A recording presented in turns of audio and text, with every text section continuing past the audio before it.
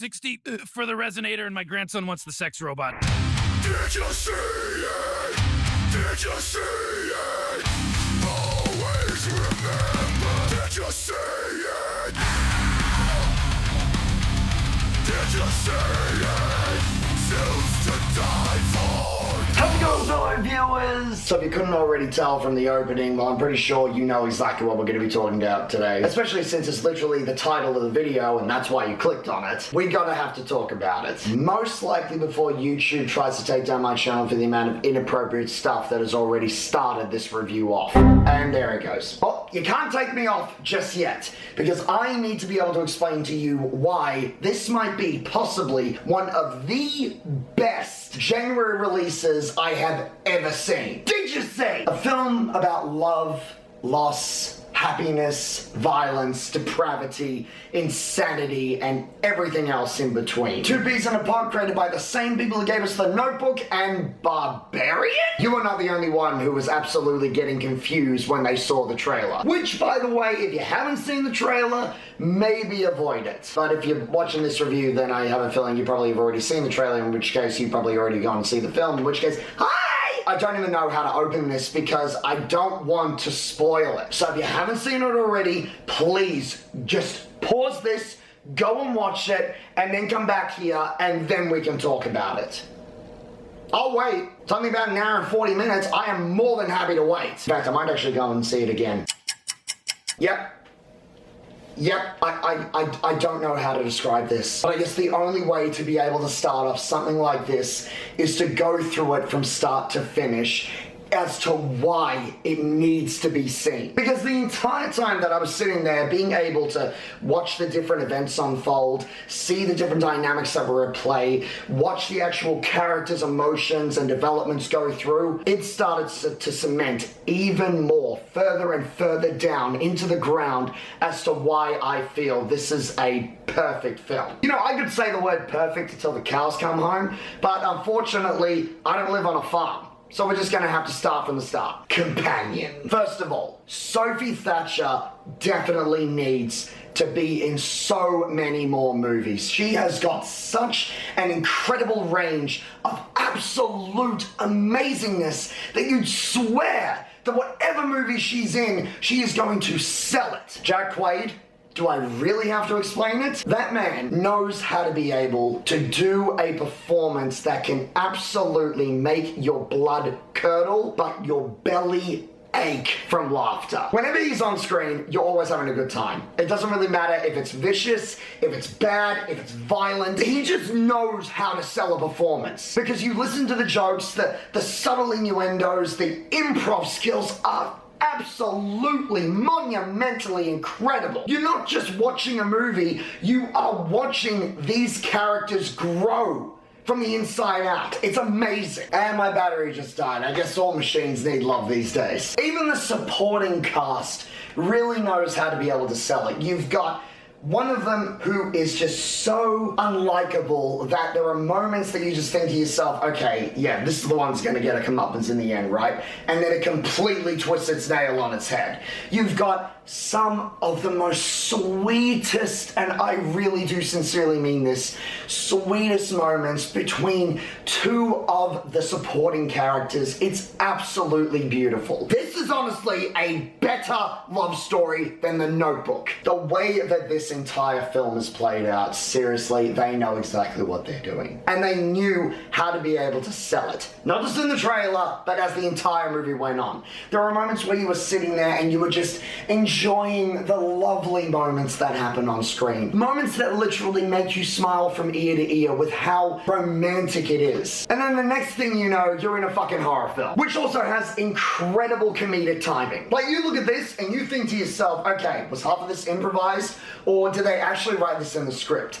And knowing about the fact that this is the same director, I have a feeling we know that he's pretty intelligent when it comes to the writing itself. The magnum opus of fucking romance horror films. The script writing is intelligent. It is careful.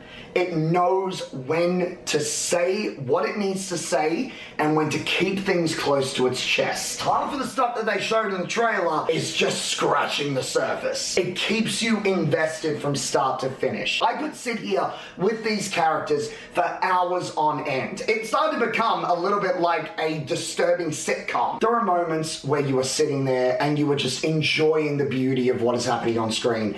And then the next minute, you're busting a gut laughing your ass off from some of the most stupidest jokes you can think of, and yet are the most intelligent things that you could even possibly imagine. And then suddenly it goes to an area of absolute sinister madness that you realize exactly what you've been put into. And with the absolute beauty through the writing and the character development, the score in this really knows when to be able to sell itself. Find the little moments that you're thinking, okay, I understand why they put this song in there. Because the amount of foreshadowing is unlike anything I have ever experienced. It is clever. It is intelligent. And there are moments where you're like, okay, I wonder if they're gonna come back to that. Just you wait. Because that is the reason why my score completely changed. The cinematography is beautiful. The location of where they filmed this is absolutely incredible. The fact is that this was filmed outside of New York City, but you really couldn't tell when it comes to that. The whole basis of what era this takes place in is very, very obvious from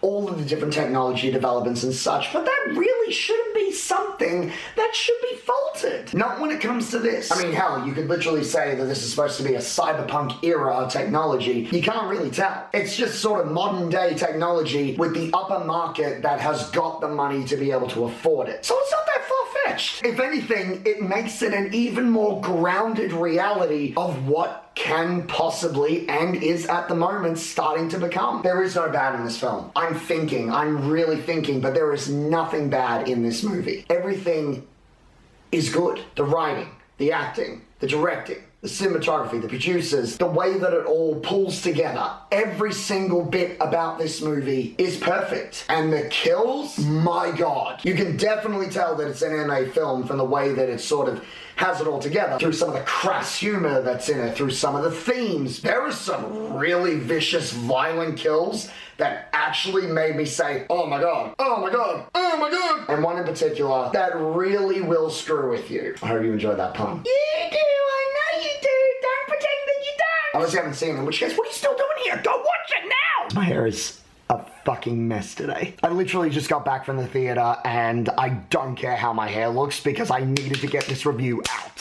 I need to learn to calm down a little, but it's difficult for me to do that. I knew that when I went into this movie, I would be getting a solemn, disturbing, vicious look at a romance that I never even thought possible. But it's so much more than that. It is deliciously, artistically, beautifully, romantically, wickedly, disturbingly, sinisterly evil in the best way possible. It honestly is the perfect date movie to be able to take your significant other to. Just make sure that you close your eyes whenever the violence happens on screen. And in all of its sickness and all of its depravity, there is a silver lining that's in this. One that even made me shed a tear. So whether or not you take this advice to heart, whether or not you enjoyed this review or not, there is only one thing that is definitely clear from my perspective. It might not be clear from yours, but that is the beauty of cinema. And that is that Companion is definitely